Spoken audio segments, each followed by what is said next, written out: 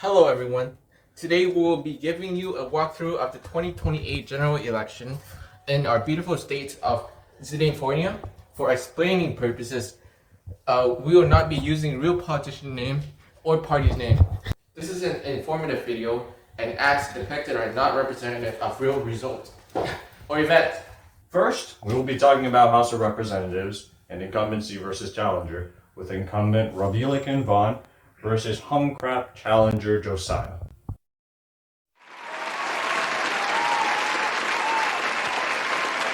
As a Republican, I will protect everything you love. Gas prices will go down. Housing prices will go down.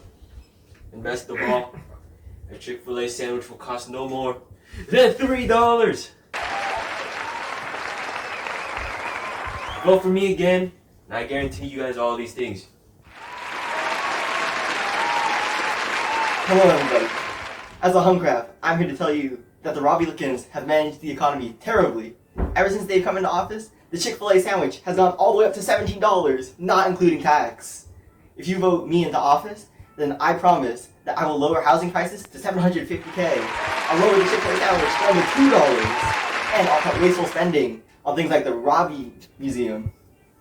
For the uninformed, Republican incumbent Congressman Vaughn has the upper advantage. He has distributed flyers to houses for free using taxpayer money through franking privileges. He has the support of several PACs, including the anti-Hung-Win interest group. He is well respected in his local district. These advantages are not held by the challenger Humcrap Josiah. However, through the process of gerrymandering, the state legislature of California had purposely redrawn the district lines at the last census, providing a powerful advantage for the Humcraps. Before the last census, the Republicans had the majority of votes in this district. Now, through gerrymandering, the majority of voters are now Humcraps. Since the House vote is based on pure majority, and since the majority of voters are now Humcraps, Humcrap Josiah now wins this district House seat. House elections fall on the first Tuesday of November every 2 years, or pretty much every even year. In the hypothetical year 2028, the presidential election also falls on this year. The votes are casted on Election Day. During Election Day, votes come in all throughout the district. Election Day falls on the first Tuesday of the month of November. In the year 2028, Election Day falls on Tuesday, November 7th. If you are busy with work employment, your boss or manager is required to allow you to go to vote. The viewers have no excuse to not vote. Don't be an idiot. You may vote at official voting centers. Depending on your state, you may also vote through the mail. In California, all registered voters are mailed ballots that can be dropped off at a ballot drop-off center. Let's take a look at the presidential election.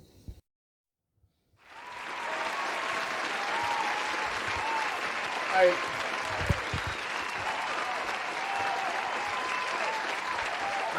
So, as president, I will higher taxes by 30%, right?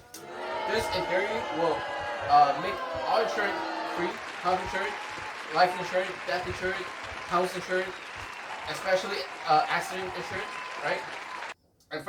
And lastly, raise tariff by 0.5%, and I will use all that money to nuke North Korea.